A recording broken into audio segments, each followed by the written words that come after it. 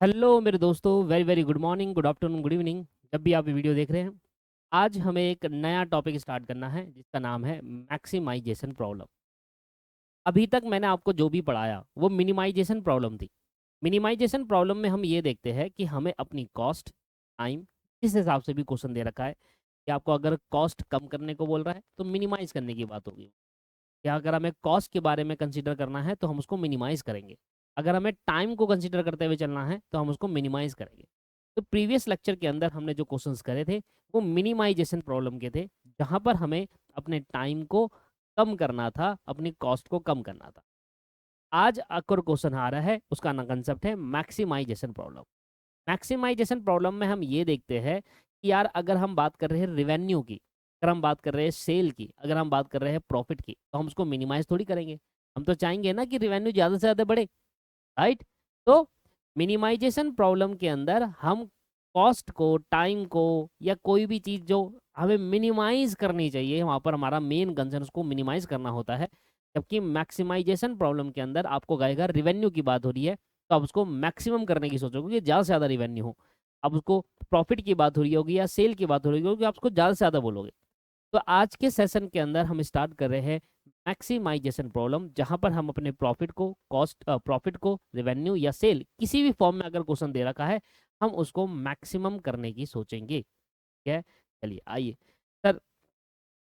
सबसे पहले इसमें कुछ बातें मैं लिख देता हूँ। इसमें क्या है सर, प्रीवियस वाले जो हमारे स्टेप्स थे उसका एक स्टेप और बढ़ जाएगा और बाकी सारे previous step as it is same follow करने हैं। Row column as it is follow करना है, रो वाला एज इट इज करना है, column operation as it is करना है, improve matrix, matrix optimal solution सब एज इट इज करना है। मतलब पिछले जो स्टेप्स थे वो तो करना ही करने हैं, साथ में एक स्टेप और बढ़ जाता है मैक्सिमाइजेशन प्रॉब्लम। चलिए, तो जब हम बात करते हैं मैक्सिमाइजेशन प्रॉब्लम तो वो पहला स्टेप क्या होगा वो अलग है, और बाकी बिल्कुल same as it is copy करना है जैसे हमने पिछले करा था। ठीक है दोस्त, चलिए चलिए। सबसे पहला स्टेप इसमें लिखेंगे, थोड़ा सा कुछ लिखना है वो लिख लेते हैं, फिर इसके बाद स्टार्ट करेंगे। If you want solve the if you want to solve the maximization problem, if you want to solve the maximization problem by using assignment technique, by using assignment technique, by using assignment technique sorry, it has to be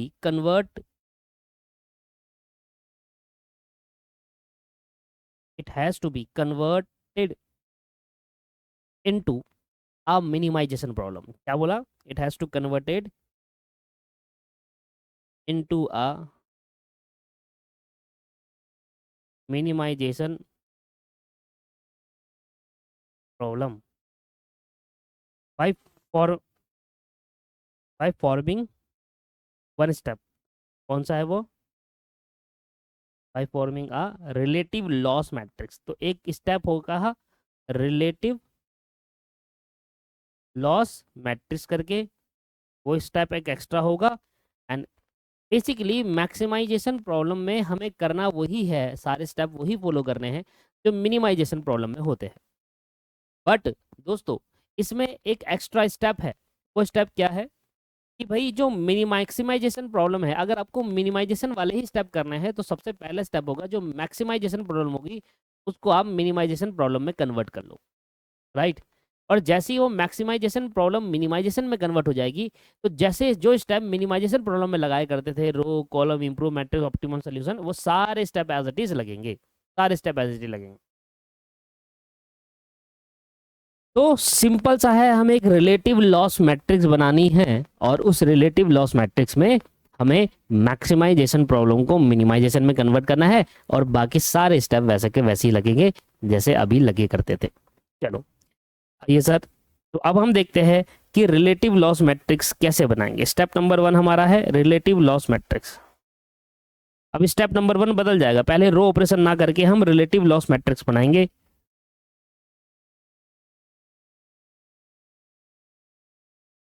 चलिए, सबसे पहले जो matrix question में दी होगी, ठीक है, मैं हिंदी में लिख देता हूँ, वो ज्यादा बेटर लगता है। सबसे पहले जो मैट्रिक्स क्वेश्चन में गिवन होगी उसमें सबसे मैक्सिमम एलिमेंट को देखो, उसमें सबसे मैक्सिमम एलिमेंट, मैक्सिमम मतलब बड़ा एलिमेंट, बड़ा एलिमेंट जो होगा वो ढूंढो, बड़ा एलिमेंट ढूंढो,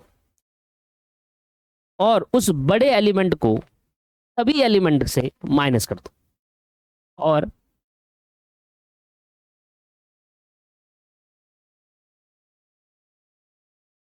और उस बड़े एलिमेंट को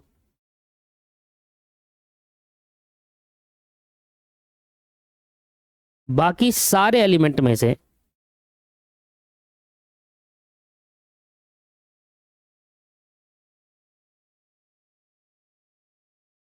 माइनस कर दो।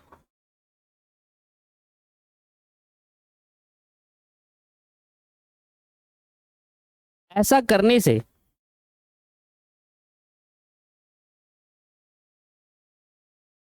आपकी मैक्सिमाइजेशन प्रॉब्लम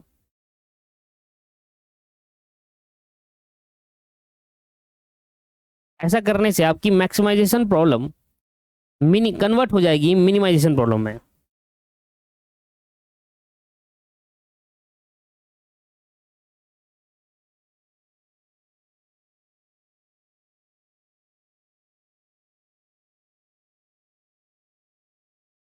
ऐसा करने से आपकी मैक्सिमाइजेशन प्रॉब्लम मिनिमाइजेशन प्रॉब्लम में कन्वर्ट हो जाएगी।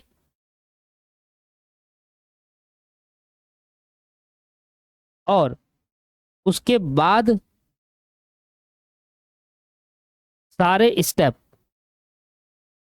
वही करने हैं जो मिनिमाइजेशन प्रॉब्लम में करते थे।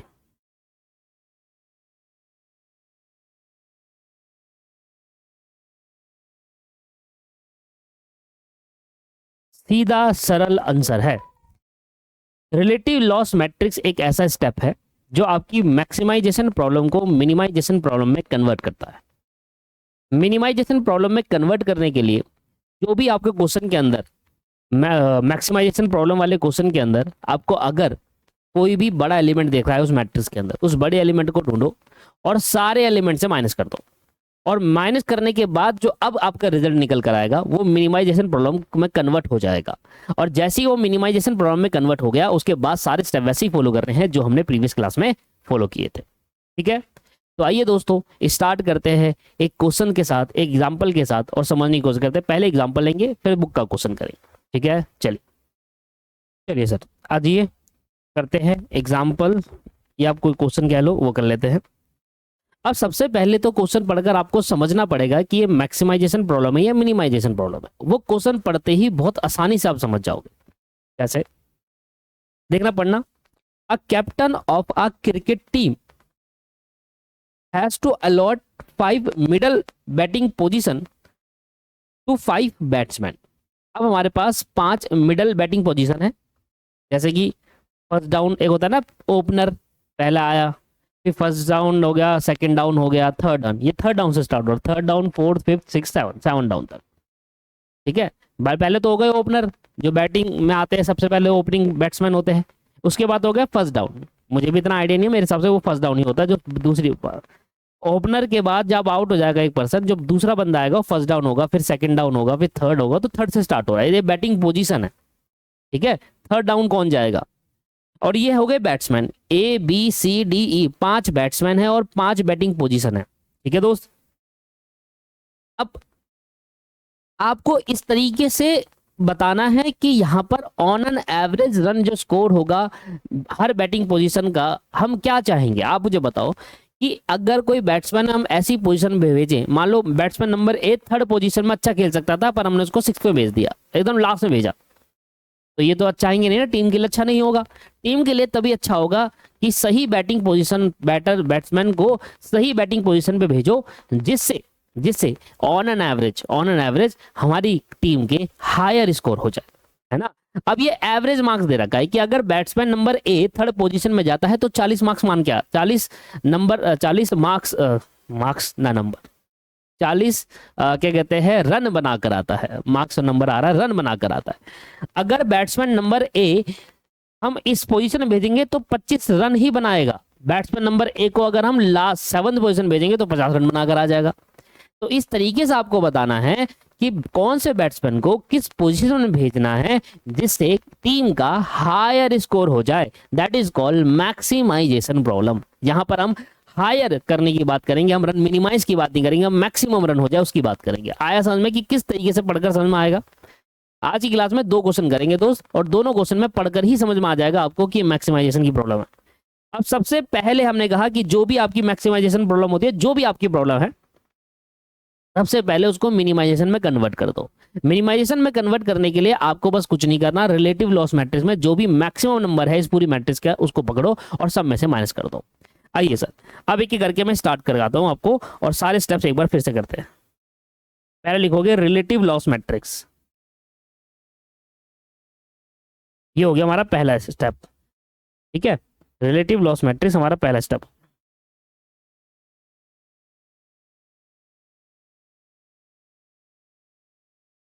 ये हो गई third position, fourth, fifth, sixth, 7th position. यहाँ बैट्समैन हो गए 5, ए बी सी डी, थोड़ा खुला खुला लिख दिया। अब सबसे पहले क्या करना है, जो भी इसमें मैक्सिमम है, आप मुझे बताइए सबसे ज्यादा मैक्सिमम नंबर इसमें कौन सा दिख रहा है, 60, ये दिख रहा है सर सबसे मैक्सिमम। एक एक करके सबको माइनस करते जाओ। 60 में से 40 जाएगा, 20 बचेगा, 60 में से 40 जाएगा, 20 बचेगा, तो 20 20, ठीक है। 60 में से 35 जाएगा, एक एक करके माइनस करना है आपको। 60 में से 35 जाएगा, 25 बचेगा, तो 20, ये मैं लिख रहा हूँ, 20 20 25। फिर 60 में से 25 जाएगा, क्या बचेगा, 35, और 60 में से 50 जाएगा, 10 बचेगा। यहाँ आ गया 35 और यहाँ आ गया 10। समझ में आया नहीं आया, कैसे करना है। अब अगली लाइन, 60 में से 42 जाएंगे, 18 बचेगा, 60 में से 30 जाएंगे, 30 बचेगा। यहाँ 18 हो गया, यहाँ 30 हो गया। 60 में से 16 जाएगा, क्या बचेगा, 44, देखो 16 जाएगा, 44। 60 में से 25 जाएगा, 35 ही बचेगा, और 60 में से 27 जाएंगे तो क्या बचेगा, 33 बचेगा, 33। अगला 50 जाएगा, 10 बचेगा, 48 जाएगा, 12 बचेगा, यहाँ 10 आएगा, यहाँ 12 आएगा। 40 जाएगा, 20 बचेगा, 60 जाएगा, 0 बचेगा, यहाँ 20 आ गया, यहाँ 0 आ गया, और 60 में से 50 बचेगा, 50, तो क्या आएगा, 10 आएगा। अगला 20 जाएगा तो 40 बचेगा, 19 जाएगा तो 41 बचेगा, फिर 40, 40, 41, 40, फिर 18 जाएंगे तो 42 बचेगा, 25 जाएगा तो 35 बचेगा, 42 और 35। लास्ट 58 जाएगा तो 2 बचेगा, और 60 जाएगा तो 0 आ जाएगा। 58 जाएगा तो 2 बचेगा, 60 जाएगा 0 हो जाएगा। फिर 59 जाएगा तो 1 बचेगा, 55 जाएगा तो 5 बचेंगे, 60 में से 55 जाएंगे, और 60 में से 53 जाएंगे तो 7 बचेंगे। दोस्त इस तरीके से मैंने सारे निकाल लिए, इस तरीके से मैंने यहाँ पर सारे निकाल लिए। अब आपको स्टार्ट करना, अब मान लो ये हो गया मिनिमाइजेशन प्रॉब्लम। अब आप स्टार्ट करो रो ऑपरेशन, कॉल ऑपरेशन। चलिए एक एक करके फिर से बनाते हैं रो मैट्रिक्स।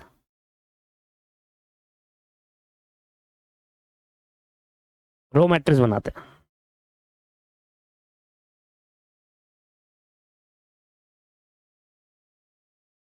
ए बी सी डी और E, third position, fourth, fifth, sixth, 7th।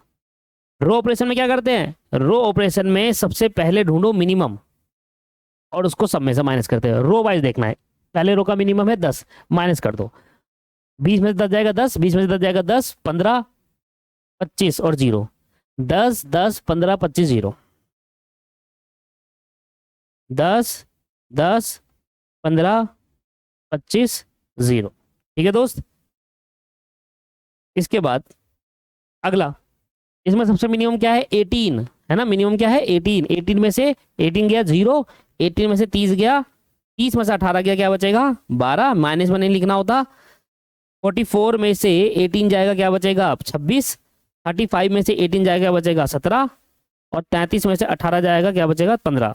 26 17 15, 26 17 15।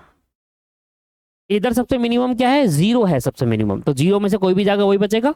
10 12 20 0 10, इसमें कोई छिड़खानी नहीं करेंगे। 10 12 20 0 10, यही था। ठीक है। अब सर इसमें सबसे मिनिमम क्या दिख रहा है आपको 35 दिख रहा है मेरे हिसाब से ना मिनिमम। माइनस करो, ऊपर बचेगा 5। ठीक है 35, 40 में से 35 जाएगा तो क्या बचेगा 5 बचेगा। 41 में से 35 जाएगा 6 बचेगा। 40 में से 35 जाएगा फिर से 5 बचेगा। 42 में से 35 जाएगा 7 बचेगा। और 35 में 30 जाएगा 0 बचेगा। इधर सबसे मिनिमम फिर से मुझे 0 दिख रहा है लास्ट वाली में, तो वही आ जाएगा 20157, 20157। मेरे दोस्तों अब आपको फिर से क्या करना है, कॉलम मैट्रिक्स बनानी है। कॉलम मैट्रिक्स में आप कॉलम वाइज देखेंगे। कॉलम मैट्रिक्स में क्या देखेंगे आप, कॉलम वाइज देखेंगे।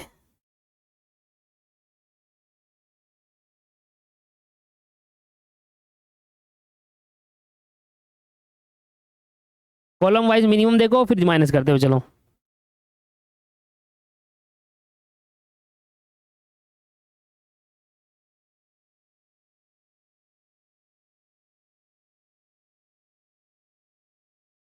अब थोड़ा धीरे धीरे स्पीड बढ़ जाएगी हमारी, धीरे धीरे हमारी स्पीड बढ़ जाएगी मेरे दोस्त। क्योंकि क्या है ना, पहले हम सीख रहे थे, अब हमने सीख लिया। अब कॉलम वाइज मिनिमम देखेंगे। आ जाओ, यही है। अब इधर से कॉलम, इधर का कॉलम मिनिमम क्या है 0 है, वही आएगा। इधर का मिनिमम क्या है 0 है, वही आएगा। भाई 0 में से कुछ भी माइनस करूंगा। इधर का मिनिमम क्या है 1 है, तो अब यहां से 1 माइनस करते हुए चलेंगे सब में। ये देखो कैसे करना है, ये 0 हो जाएगा। एक मिनट, 1 में से 1 गया 0, 5 में से 1 गया 4,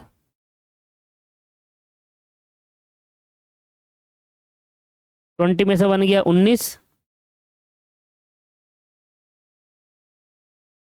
26 में से 1 गया 25, और 15 में से 1 गया कितना बचेगा 14। इधर सबसे मिनिमम क्या है 0, और इधर भी सबसे मिनिमम क्या है 0, दोनों में 0 है तो कोई भी माइनस नहीं होगा। अब फिर से सेम एज इट इज फिर से कॉपी कर दो, और अब स्टार्ट करो इसके अंदर इम्प्रूव करने के।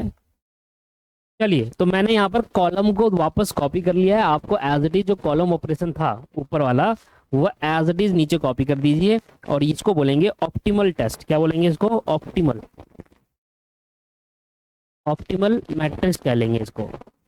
इंप्रूव बाद में बनेगी, इसके बाद बनेगी ऑप्टिमल मैट्रिक्स कहेंगे इसको। कि पहले आप ऑप्टिमल में क्या करते हैं कि रो वाइज 0 देखो सिंगल सिंगल, और उसको वर्टिकल लाइन से ड्रॉ करो। करते कैसे, पहली रो में देखो सिंगल 0 है, यस है, इसको बनाओ बॉक्स और वर्टिकल लाइन ड्रॉ करेंगे। लो जी, यहाँ पर मैंने बॉक्स बनाया और मैंने वर्टिकल लाइन ड्रॉ कर दी।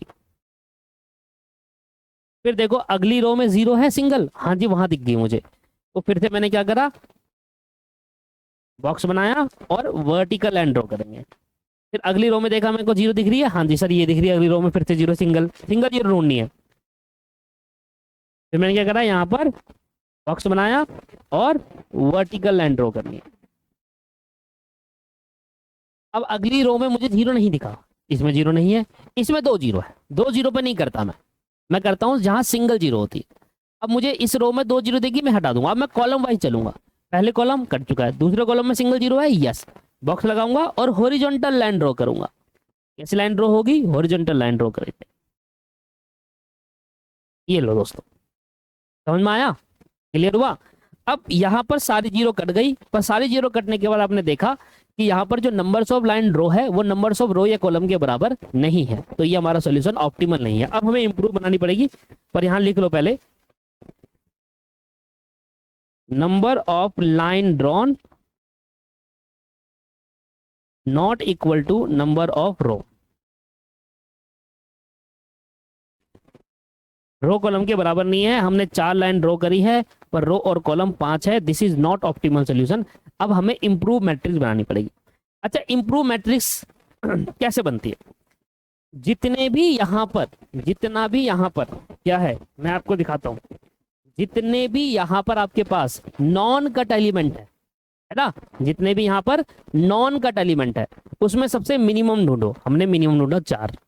अब इस 4 को सब में से माइनस करेंगे। करना जरा स्टार्ट। अगर मैं 4 को 10 में से माइनस करूंगा, इधर आएगा 6, इधर आएगा 8, इधर आएगा 8, इधर आएगा 2। क्या आएगा? 6 8 8 2। ठीक है, लिख लो। फिर अब इधर माइनस करूंगा 4 को, 10 21 21 15 0। ये हो गया, समझ में आ गया? तो यहां पर ऐसे आ जाएगा। इसके बाद वही 4 लेना है जो मिनिमम आपने लिया था, और उस मिनिमम को जहां पर 2 लाइन आपस में इंटरसेक्ट कर रही है वहां पर ऐड करना है। जैसे ये 2, तो ये 4 यहां पर जोड़ दूंगा, 6 हो जाएगा। यहाँ लाइन इंटरसेक्ट कर रही है 5 है, 5 जोड़ूंगा 4 पे 9 हो जाएगा। और वहां लाइन इंटरसेक्ट कर रही है 7, 7 और 4 को जोड़ दूंगा, आपके पास 11 हो जाएगा। और ये बाकी जो है नॉन कट तो हुए पर इंटरसेक्शन पॉइंट नहीं है, उनको एज इट इज लिखना है। और इस तरीके से मैंने आपका ये बनाया हुआ, देखो इसको क्या बोलेंगे, देखो दोबारा दिखा दूं, इधर देखो क्या आएगा, 4 माइनस होगा तो 6 8 8 2। इधर देखो 6 8 8 2। उधर 14 में से माइनस करेंगे 4, 10 21 15 0। इधर देखो 10 21 15 0। जहां इंटरसेक्शन पॉइंट थे 2, इधर 4 जोड़ देंगे 6 हो जाएगा, इधर 5 में 4 जोड़ेंगे 9 हो जाएगा, और इधर 11 हो जाएगा। तो 6 9 11 6 9 11 6 9 11, और बाकी एज इट इज रहेगा, बाकी एज इट इज रहेगा। ठीक है भाई, अब इधर आ जाओ भाई, आपको बताना था। अब जरा मुझे एक बात बताओ, हम कैसे करते हैं? सबसे पहले हम फिर से स्टार्ट करेंगे जहां पर सिंगल जीरो रो से चलेंगे, जहां पर सिंगल जीरो होगी वर्टिकल लाइन ड्रॉ करेंगे। ये देखो सर, मैं पहली रो में गया, मुझे 0 दिख गया, ये रहा। अब मैं वर्टिकल लाइन यहाँ पर ड्रॉ कर दूंगा। अच्छा ठीक है, मैं दूसरी रो पे गया, मुझे फिर से यहाँ पर 0 दिख गया, अब मैं यहाँ पर भी वर्टिकल लाइन ड्रॉ कर दूंगा। मैं तीसरी रो पे गया, मुझे फिर से 0 दिख गया, अब मैं यहाँ पर भी वर्टिकल लाइन ड्रॉ कर दूंगा। मैं फोर्थ रो में गया, फोर्थ रो में मुझे फिर से 0 दिख गया, देखो ये रहा। अब मैं इसको यहाँ पर बॉक्स बनाऊंगा और वर्टिकल लाइन ड्रॉ करूंगा। मैं फिफ्थ रो में गया, मुझे फिर से 0 दिख गया, अकेला सिंगल 0 दिख गया, अब मैं यहाँ पर भी वर्टिकल लाइन ड्रॉ कर दूंगा। लो सर, यहाँ पर कॉलम वाइज देखने की जरूरत नहीं पड़ी, हर रो में मुझे सिंगल 0 मिलते चले गए। अब यहाँ पर नंबर्स ऑफ रो जो है, नंबर्स ऑफ कॉलम जो है वो नंबर्स ऑफ लाइन ड्रॉ के बराबर है। This is an optimal solution. और अब आप फाइनल आंसर देखेंगे। फाइनल आंसर में क्या होगा, जो हमारा ए वाला बैट्समैन है उसको 5th पोजीशन में भेजो, वहां ज्यादा रन बनाएगा वो। और जो हमारा बी वाला बैट्समैन है उसको 3rd पोजीशन में भेजो। इस तरीके से चलेगा, इस तरीके से चलेगा। 6th वाला हमारे को 4th पोजीशन में भेजना है। और हम जो फाइनल आंसर लिखेंगे वो हमेशा क्वेश्चन से लिखेंगे। कहां से लिखेंगे? क्वेश्चन से। देखो, नंबर ऑफ लाइन रो बराबर होगी नंबर ऑफ रो कॉलम के। This is an optimal solution and find the optimal, final optimal solution क्या होगा, ये हमारे हो गए बैट्समैन, ठीक है, ये हो गई बैटिंग पोजीशन,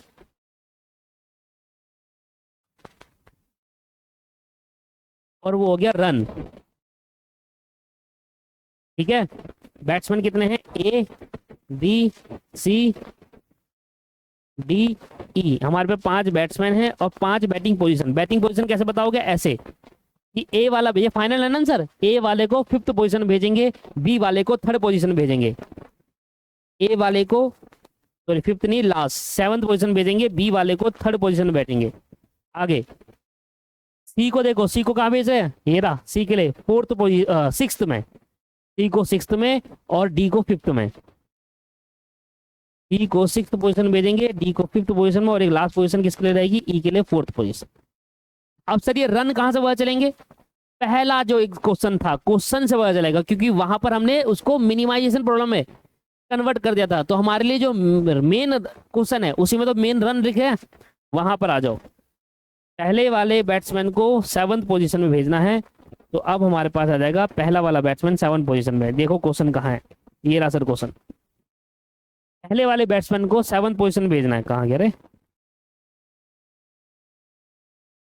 ये रहा, पहले वाले बैट्समैन को 7 पोजीशन में 50 रन मारेंगे, दूसरे वाले बैट्समैन को भेजेंगे 3rd पोजीशन में 42 रन मारेगा। चलो आ जाओ, पहले वाले में 50 रन मार रहा है, दूसरे वाले में 42, ये आ गया 50 रन यहाँ पर दे रहा है, और ये 42 रन।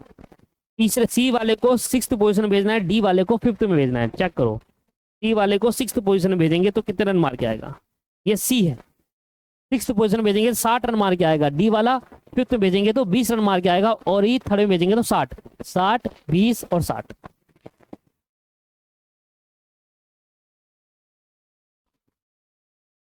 साठ, 20 और 60, and here is your total run.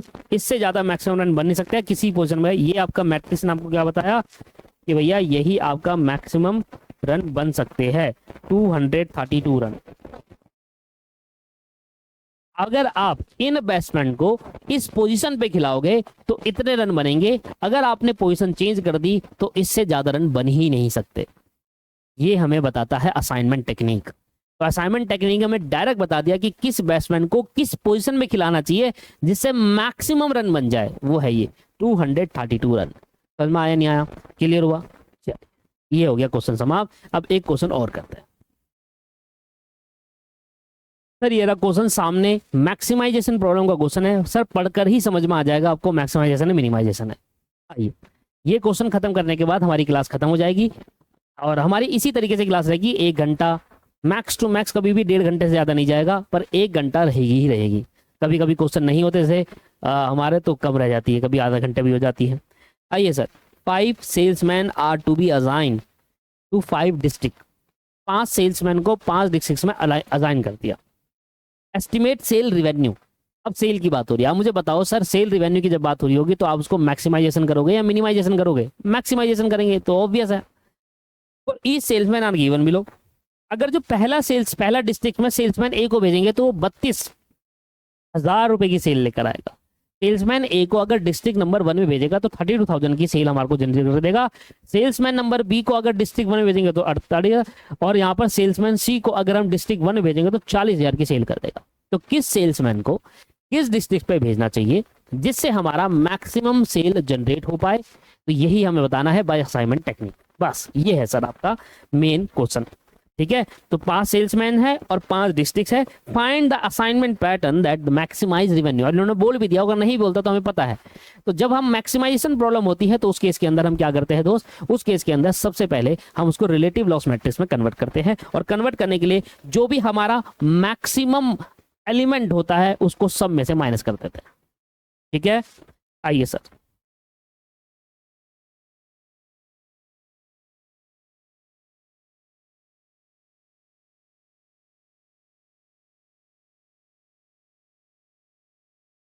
सबसे पहला स्टेप होगा हमारा रिलेटिव लॉस मैट्रिक्स।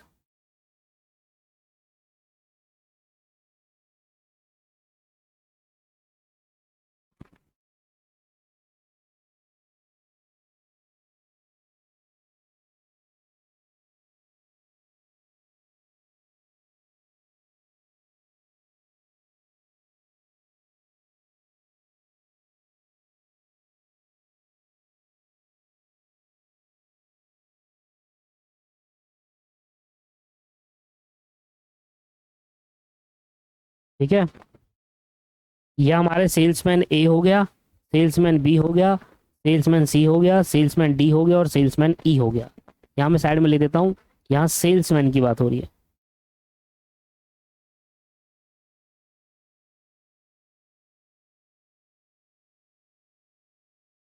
यहाँ मैं लिख देता हूँ, यहाँ डिस्ट्रिक्ट की बात हो रही है। कितने डिस्ट्रिक्ट है सर? 5। पहला डिस्ट्रिक्ट, दूसरा, तीसरा, चौथा और 5वां। अब एक बार इसको कर लो कॉपी आप।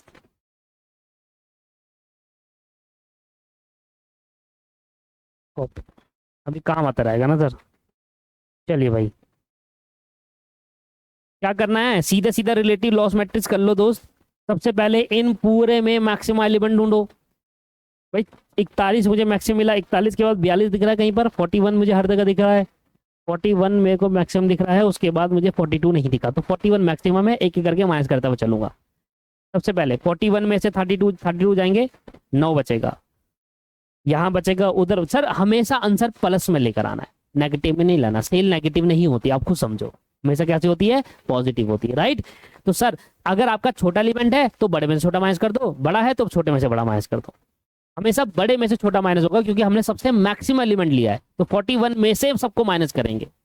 41 में 32 जाएगा, क्या बचेगा, 9 बचेगा, इधर 1 बचेगा, इधर 0 बचेगा, ठीक है। क्या बचेगा, 9 1 0 और 41 में से 22 जाएंगे तो 19 बचेगा, 41 में से 29 जाएंगे तो 12 बचेगा, 19 और 12 बच गया। इधर 41 में से 38 जाएंगे, क्या बचेगा, 3, 41 में से 24 जाएगा 17, 41 में से 27 जाएंगे 14, 3 17 14, 3 17 14। 41 में से 38 जाएंगे फिर से 3, 41 में से 33 जाएंगे 8, 3 और 8, 3 और 8।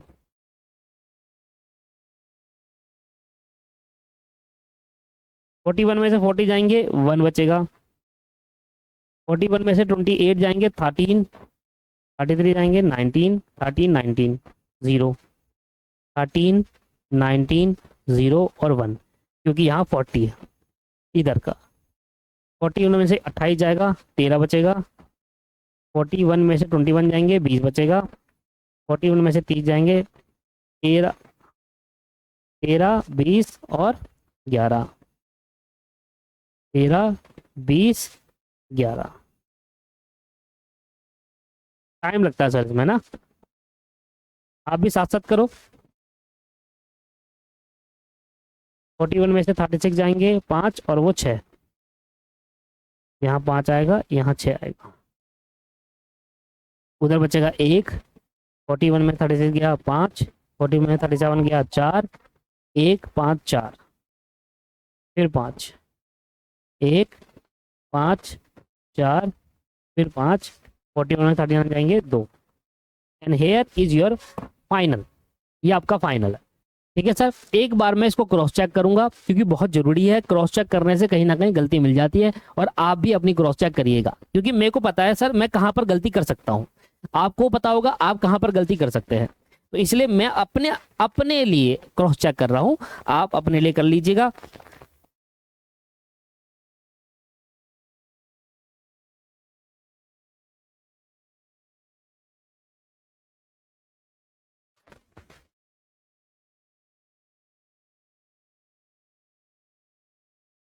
पहली लाइन तो ठीक है, दूसरी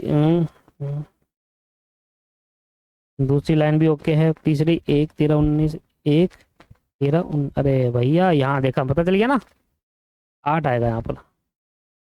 सर मेरे से हो जाता है, इसलिए मैं हमेशा क्रॉस चेक करना पसंद करूँगा, ठीक है। चलिए, तो लगभग लगभग बाकी सब ठीक है, ये इसमें थोड़ी दिक्कत थी, मैंने वहाँ पर डाल दिया, सही कर दिया।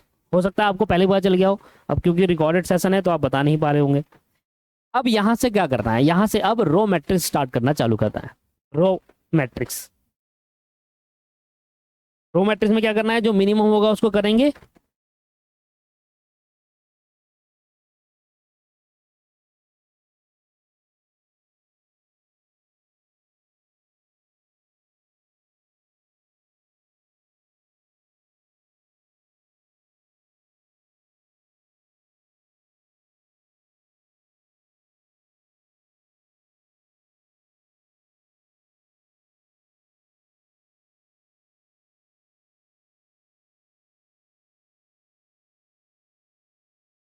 चलिए यहाँ पर लिख देंगे रो मैट्रिक्स।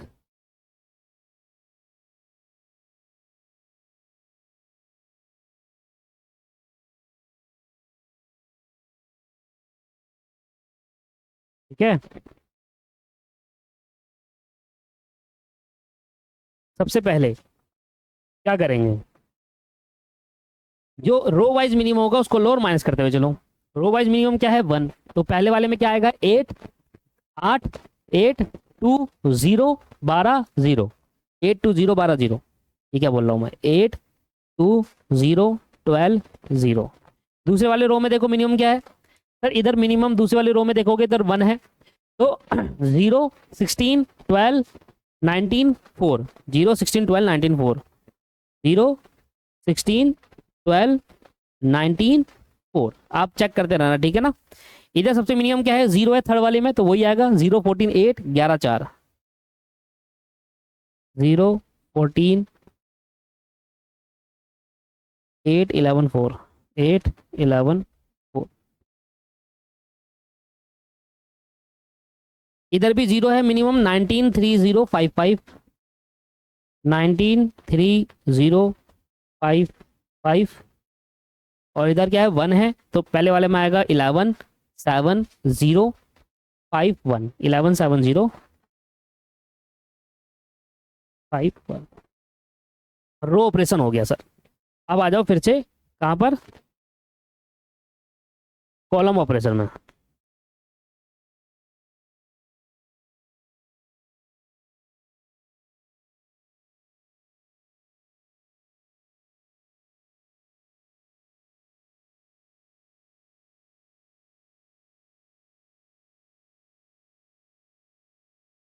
ऑपरेशन नहीं, कॉलम मैट्रिक्स। देखना भाई कैसे कैसे करोगे। अब कॉलम वाइज मिनिमम डेटो, उधर 0 है वही आएगा, 8, 0, 0, 19, 11, 8, 0, 0, 19, 11। ठीक है। अब इधर क्या आएगा, इधर सबसे मिनिमम क्या है कॉलम में, 2 है, तो वो आएगा 0, 14, 12, 1, 0, 14, 12, 1। और 7 में 2 जाएंगे तो 5। इधर क्या आएगा, इधर 0 है तो 0, 12, 8, 0, 0, 0, 12, 8, 0, 0। इधर क्या है, इधर सबसे मिनिमम है 5, तो 12 में से 5 जाएंगे 7, 7, 14, 7, 14, 11 में से 5 जाएंगे 6, और 0 और 0। लास्ट में 0 है, 0, 4, 4, 5, 1, 0, 4, 4, 5, 1। लो सर, अब कॉलम मैट्रिक्स को कॉपी करो पूरा का पूरा और उससे बनाओ ऑप्टिमल टेस्ट करो।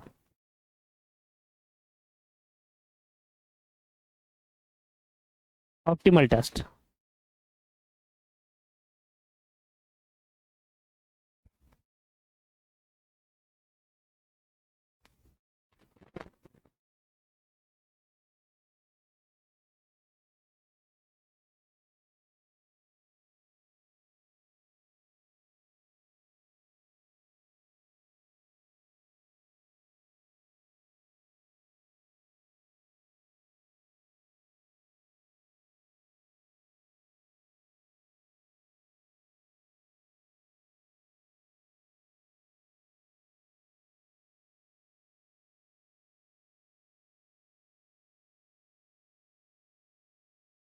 Optimal matrix. ऑप्टिमल मैट्रिक्स में क्या करते हैं, कॉलम वाइज जीरो डालेंगे और वर्टिकल लाइन ड्रॉ करेंगे। सबसे पहले मुझे पहले वाली रो में जीरो है ही नहीं, एक सिंगल जीरो। दूसरी वाली रो में मुझे सिंगल जीरो दिख रहा है, यस, तो यहाँ पर मैं लगाऊंगा बॉक्स। पहली वाली रो में सिंगल जीरो दिखाई नहीं, बॉक्स लगाया और लाइन ड्रॉ कर दी। तीसरी वाली रो में सिंगल जीरो नहीं है, फोर्थ वाली रो में 2 जीरो है और फिफ्थ वाली रो में भी 2 जीरो है, हटा दो इसको। अब कॉलम वाइज चलेंगे, पहले वाले कॉलम कट गया, दूसरे वाले कॉलम में सिंगल जीरो दिख गई मुझे, सिंगल जीरो लो और हॉरिजॉन्टल लाइन ड्रॉ करेंगे कॉलम के हिसाब से। हॉरिजॉन्टल लाइन मैंने यहाँ पर ड्रॉ कर दी। अगले वाले कॉलम में देखो सिंगल जीरो दिखी नहीं, दूसरे वाले कॉलम में सिंगल जीरो दिखी नहीं, यहाँ पर आपको सिंगल जीरो नहीं मिल रही है। अब अगर इस वाले क्वेश्चन पे ध्यान दोगे तो इस वाले क्वेश्चन पे अब हो क्या रहा है, आप अब column wise row wise check करोगे तब भी आपको सिंगल जीरो नहीं मिलेगी, और कॉलम वाइज चेक करोगे तब भी आपको सिंगल जीरो नहीं मिलेगी। अब जब ऐसी सिचुएशन आ जाती है जहां पर हम रो वाइज भी देख रहे हो सिंगल जीरो नहीं मिल रही और कॉलम वाइज भी देख रहे हैं सिंगल जीरो नहीं मिल रही, तो ऐसी सिचुएशन में करना क्या होता है, ऐसी सिचुएशन में आपको एक ऐसी जगह लाइन ड्रॉ करनी होती है जहां पर मैक्सिमम जीरो डिडक्ट हो जाए। और यही हम शुरू से करते आ रहे हैं, ये तो ट्रिक अपना रहे थे, पर मेन शुरू से क्या कर रहे थे हम, मेन शुरू से करने का पर्पस यही था कि ऐसी जगह लाइन ड्रॉ करनी है जहां पर मैक्सिमम जीरो डिडक्ट हो जाए। ठीक है, अब मैं लाइन ऐसे ड्रॉ करूं दो या ऐसे दो करूं दो, मुझे दो ही लाइन से ये 2 जीरो डिडक्ट होगी, इसमें कोई ऑप्शन है ही नहीं। या तो ऐसा होता कि 1 2 यहाँ 3 जीरो होती या 2 होती, तो फिर मैं क्या करता है ऐसे लाइन ड्रॉ करता। मेरा कंसर्न क्या रहेगा वो समझो, मेरा कंसर्न ये है कि अगर आपके पास कहीं पर भी रो वाइज और कॉलम वाइज सिंगल जीरो नहीं दिख रही है, वहां पर किसी में 2 या किसी में 3 दिख रही है, तो आपको ऐसी जगह लाइन ड्रॉ करनी है जहां पर मैक्सिमम जीरो डिडक्ट हो जाए। ठीक है, अब मैक्सिमम जीरो डिडक्ट हो जाए तो यहां पर अगर इस पर्टिकुलर क्वेश्चन में देखूं तो यहां पर इधर भी 2 जीरो, इधर भी। अब मैं ऐसे लाइन ड्रॉ करूंगा तब भी 0 0 कट जाएगी, 2 लाइन कटेगी, 2 लाइन ड्रॉ होगी, दोनों जीरो जाएगी। ऐसे करूंगा तब भी। तो अब इसमें कैसे भी कर लो, रो वाइज कॉलम वाइज। पर सोचो अगर यहां पर 1 2 और इधर भी जीरो होता तो फिर आप ऐसे लाइन ड्रॉ नहीं कर सकते थे, पहले एक लाइन ऐसे ड्रॉ करते, पहले एक लाइन ऐसे ड्रॉ करेंगे, क्योंकि यहां पर भी जीरो होती तो क्या होता, 3 जीरो काटनी एक लाइन से, तो ऐसे ड्रॉ करते, 3 जीरो कट गई, अब फिर 1 जीरो ऐसे लाइन काट देते, ऐसे समझो। तो ये पॉइंट है आपको कंसीडर करना है जब आपको कहीं पर भी ना दिखे, सिंगल जीरो नहीं मिले, ना तो रो वाइज ना कॉलम वाइज, और आपको लाइन ड्रॉ करनी है, जीरो डिडक्ट करना है, तो सिंगल लाइन से मैक्सिमम जीरो जो डिडक्ट हो जाए वो कर दो। उसके बाद फिर से चालू करो रो कॉलम, रो में सिंगल जीरो ढूंढो, कॉलम में फिर नहीं दिख रहा, फिर एक लाइन ड्रॉ कर दो। अब ऐसे सिचुएशन में क्या है, आप चाहे रो वाइज लाइन डिडक्ट करो, आप चाहे कॉलम वाइज लाइन डिडक्ट करो, आपकी लाइन 2 ही होगी और उससे 4 जीरो कटेगी। तो भाई कैसे भी कर सकते हो। अब ऐसा जैसे मैं यहाँ कर रहा हूं, मैंने एक ऐसी लाइन, मैं अब अपनी मर्जी से काट रहा हूं, इसमें कुछ नहीं है, क्योंकि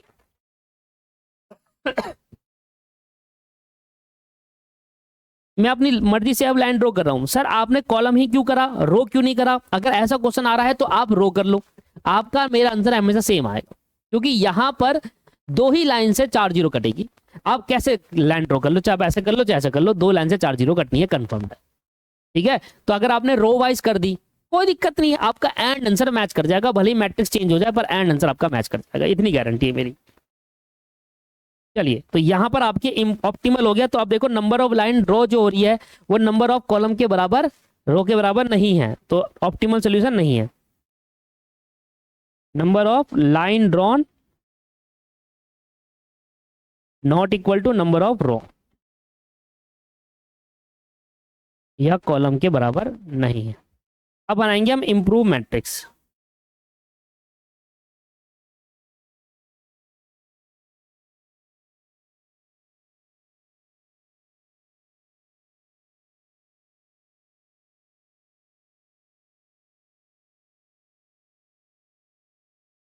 ये लो सर, इंप्रूव मैट्रिक्स में हमें करना क्या है कि जहां पर नॉन कट एलिमेंट है, जैसे ये और ये, उसमें मिनिमम क्या है 1 है, सबको 1 में से माइनस कर दो नॉन कट एलिमेंट को। क्या होगा देखो इधर देखो, 3 3 3 4 0, ठीक है ना, लास्ट लाइन में 3 3 4 0 आ जाएगा, ये वाला क्या आ जाएगा यहाँ पर 3 3 4 0 गया। ठीक है, और कहां पर है नॉन कट एलिमेंट, वो रहा सेकंड वाली में 13 11 0 और 4, 13 11 0 और 4, ये वाले 13 11 0 4, 13 11 0 और 4, जहां पर इंटरसेक्ट पॉइंट हो रहा है 1 2 और 3, वहां जोड़ना है। जैसे 8 में 1 जोड़ूंगा 9 आ जाएगा, 0 में 1 जोड़ेंगे 1 आ जाएगा, और 1 में 1 जोड़ेंगे 2 आ जाएगा, तो 9 1 2, यहां पर 9 1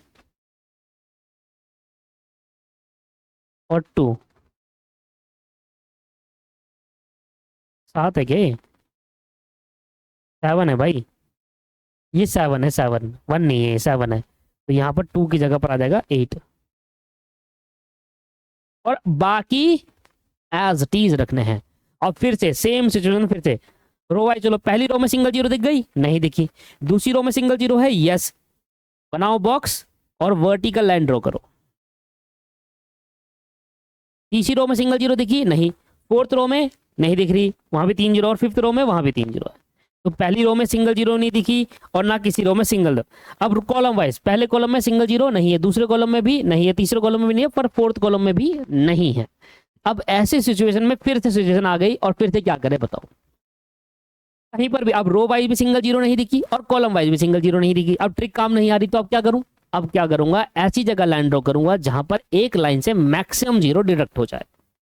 अब मुझे बताओ, अगर मैं ऐसी जगह लाइन ड्रॉ करूंगा तो 2 जीरो डिडक्ट होगी एक लाइन से, इधर भी 2 जीरो डिडक्ट होगी, इधर भी 2 इधर भी 2, पर ऐसे लाइन खींचने पे फायदा नहीं है।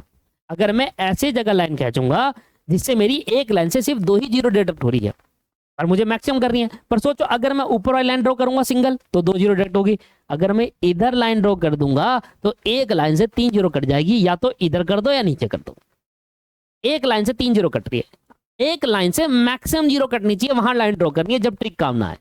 ठीक है, तो मैं क्या करूंगा, कहीं पर भी एक जगह में आप लगा लूंगा एक बॉक्स, कहीं पर भी आप बॉक्स लगाओ, एक सिंगल जीरो डिडक्ट कर लो एक लाइन से। लाइन आप या तो यहां खींचोगे या यहां क्लिक करो, क्योंकि एक लाइन पे 2 जीरो डिडक्ट हो रही है, 3 जीरो हो रही है। तो क्या करता हूं, एक बॉक्स लगा लूं कहीं पर भी, मान लीजिए मैंने यहां लगा लिया बॉक्स, चलो यहां लगा लेते हैं, पहले में लगा लेते हैं। अब मैंने क्या करा, डिडक्ट कर लिया, ये गई एक लाइन से 3 जीरो कट गई। अब फिर से, अब मैं फिर से स्टार्ट करूंगा सेम प्रोसेस, मैंने एक जगह लाइन ड्रॉ कर दिया, अब सेम प्रोसेस से स्टार्ट करूंगा। पहली रो में 2 जीरो है, नहीं चलेगा, आगे बढ़ो, फिर 2 जीरो, फिर 0, एक लाइन ड्रॉ करने के बाद ऐसा नहीं कि एक लाइन ऐसे खींच दी ऐसे खींच दी, ऐसे मत करना। पहले आप क्या करना, एक लाइन ड्रॉ करना जहां मैक्सिमम जीरो कट जाए, उसके बाद फिर सेम प्रोसेस अपनाना। इस वाले कॉलम में अगर आप देखोगे,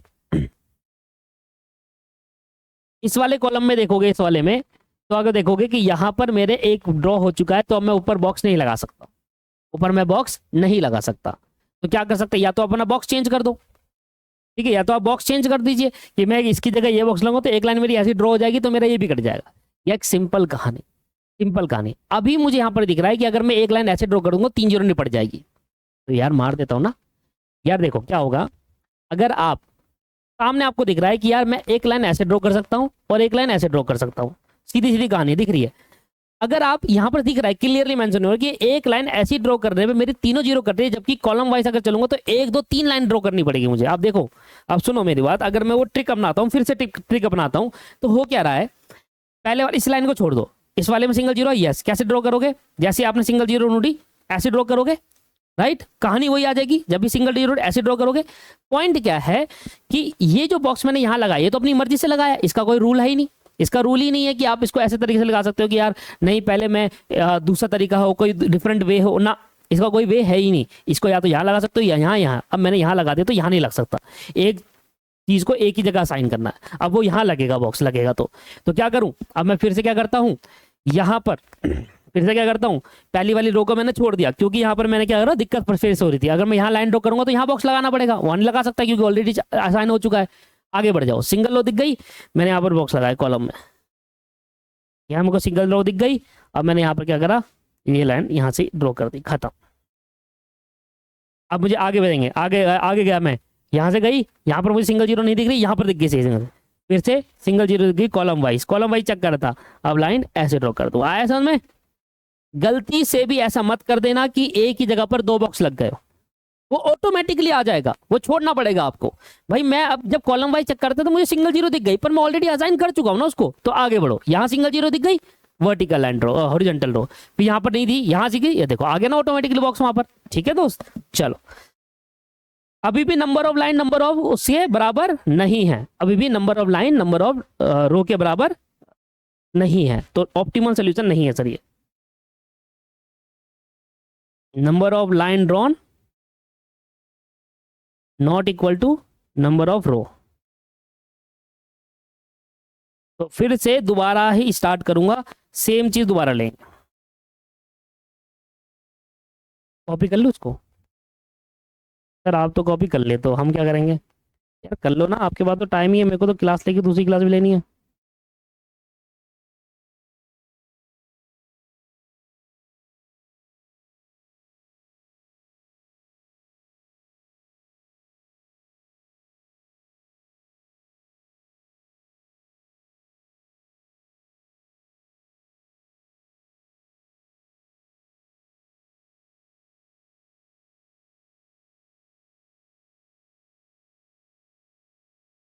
देखो मैंने अभी ना वही कॉपी कर लिया है, अब मैं इधर से देख लेता हूँ, ये कॉपी कर लिया, इंप्रूव मैट्रिक्स बनाना है। अब होगा क्या, इधर देखिए, जहां पर नॉन कट एलिमेंट है उसमें सबसे पहले क्या ढूंढोगे, मिनिमम, इधर मिनिमम है 3, ठीक है, क्या है मिनिमम 3। अब 3 को क्या करेंगे, सब में माइनस करेंगे। देखो यहाँ पर क्या आ जाएगा 0, यहाँ क्या आ जाएगा 0, यहाँ 0 आ जाएगा, 0 आ जाएगा। 3 माइनस करूंगा तो यहाँ क्या आ जाएगा 11, और यहाँ क्या आ जाएगा 3 आ जाएगा। यहाँ 11 आ जाएगा और यहाँ 3 आ जाएगा। इधर 3 माइनस करूंगा तो 9, इधर 3 माइनस करूंगा तो क्या आ जाएगा 5, 9 और 5। इधर 3 माइनस करूंगा 10 आ जाएगा, इधर 3 माइनस करूंगा तो 8, 8 9 9 10 11। ठीक है, और जहाँ इंटरसेक्ट पॉइंट हो रहा है, जैसे वो इंटरसेक्ट पॉइंट है तो उसको हटा लो। ये 9 है इंटरसेक्शन पॉइंट, तो इसको 3 जोड़ूंगा यहाँ पर, 9 10 11 12 आ जाएगा।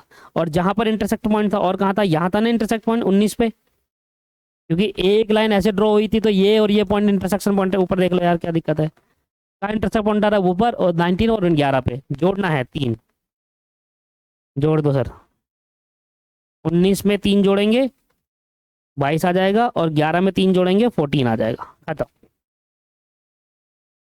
अब ये बॉक्स हटा दो, फिर से अब दोबारा से स्टार्ट करेंगे, कॉलम वाइज रो वाइज चलेंगे। पहली रो में 2 जीरो हटा दो, दूसरी रो में 2 जीरो है, तीसरी रो में भी 2 जीरो है, चौथी रो में भी आपके पास 3 जीरो, पांचवी रो में भी 3। तो रो वाइज तो मुझे मिला नहीं, ट्रिक काम नहीं आ रही।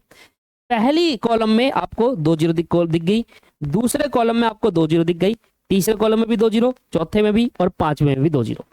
अब सबसे पहले आप एक बात समझिए, सबसे पहले आप एक चीज समझिए, जहां पर ट्रिक काम नहीं आती वहां पर क्या काम आता है, वहां लॉजिक काम आता है। और लॉजिक क्या था कि भाई एक लाइन से मैक्सिमम जीरो डिडक्ट करनी है। अब आप खुद सोचो, आपको खुद समझ में आ जाएगा कि कहां पर मैं लाइन ड्रॉ करूं जिससे मेरे मैक्सिमम जीरो कट जाए। एक ही जगह ऐसी, ये 1 2 3 4 घुमा दो लाइन ऐसे। भाई मुझे एक ही जगह ऐसी दिख रही है जहां पर मैं मैक्सिमम जीरो डिडक्ट कर सकता हूं, है ना, एक ही जगह ऐसे दिख रही है। तो मैंने क्या करा, यहां से लाइन ड्रॉ कर दी। तो एक जगह बॉक्स लगा लूं, कहीं पर भी, कहीं पर भी मैंने एक जगह बॉक्स लगा लिया, कहीं पर अपनी मर्जी से लगा लिया, कहीं पर भी एक जगह बॉक्स लगा लिया और लाइन ड्रॉ कर दी। क्योंकि एक लाइन से 4 जीरो कट रही थी इधर, एक लाइन से इधर 4 जीरो कट रही थी दोस्त। ठीक है, अब फिर से स्टार्ट करूंगा रो वाइज। मैंने पहली रो में चला, अब मुझे सिंगल जीरो मिल गई, आ गया ट्रिक काम आ गया यहाँ पर। अब लाइन ड्रॉ करेंगे, सिंगल जीरो मिल गई, हॉरिजॉन्टल लाइन ड्रॉ कर दो, खत्म, गया। दूसरी रो में मुझे सिंगल जीरो मिल गई, ड्रॉ करेंगे, हॉरिजॉन्टल लाइन ड्रॉ कर देंगे, sorry sorry sorry, row wise vertical line draw होती है। तीसरी रो में मुझे जीरो नहीं मिली, चौथी रो में मुझे क्या मिल गई, 2 जीरो मिल गई, पांचवी रो में भी मुझे 2 जीरो मिल गई। अब क्या करेंगे, इसमें क्या कर सकते हैं, 2 लाइन ड्रॉ होगी, ऐसे कर लो या ऐसे कर लो, आपकी मर्जी है। और नहीं, 2 लाइन ड्रॉ है, आपको एक बॉक्स लगाना पड़ेगा, आपको खुद देना पड़ेगा अपनी मर्जी से। एक बॉक्स आप इधर दे दो, इधर, या फिर इधर या इधर दे दो, आपकी मर्जी। ठीक है, तो ऐसी लाइन ड्रॉ कर दूं जब चारे ऐसे है, और एक एक बॉक्स दे दूंगा। चलो मैंने पहले बॉक्स यहाँ पर दे दिया। सर अगर मैंने यहां ना देकर यहां दे दिया तो क्या गलत हो जाएगा, नहीं होगा भाई, नहीं होगा। 110% आपका गलत नहीं होगा, एंड आंसर मैच करेगा 100%।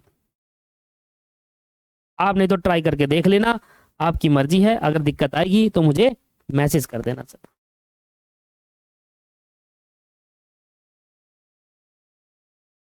हर बॉक्स में, हर जगह पर एक बॉक्स लग गया। अब हर जगह पर एक बॉक्स लग गया, देख रहे हो आप। अब number of line number of row के बराबर आ गया, और फाइनल आंसर आपके आ।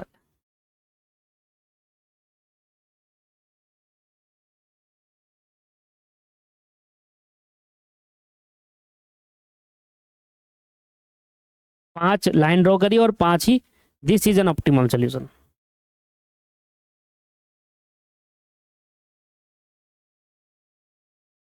Final solution, final optimal result. कैसे पता चलेगा, जो हमारा पहला सेल्समैन है, जो हमारा पहला डिस्ट्रिक्ट है, उसमें सेल्समैन बी जाएगा। देखो डिस्ट्रिक्ट नंबर 1 है, सेल्समैन बी, तो यहां पर आ जाएगा डिस्ट्रिक्ट, यहां पर आ जाएगा सेल्समैन, यहां पर आएगी सेल्स, और यहां पर जो सेल्स आएगी वो 1000 में आएगी। ठीक है, जैसे हमें क्वेश्चन में दिया हुआ था।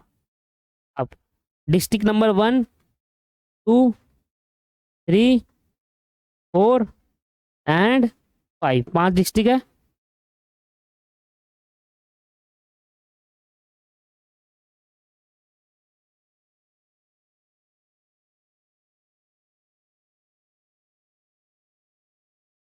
पहले वाले डिस्ट्रिक्ट में B% जाएगा, दूसरे में A जाएगा। पहले वाले डिस्ट्रिक्ट में B सेल्समैन, दूसरे वाले में A सेल्समैन, तीसरे वाले में E, चौथे वाले में C, तीसरे वाले में E, चौथे वाले में C एंड लास्ट में D। क्वेश्चन पे आ जाओ। पहले वाले सेल्समैन में, पहले वाले डिस्ट्रिक्ट में B सेल्समैन जाएगा तो 38।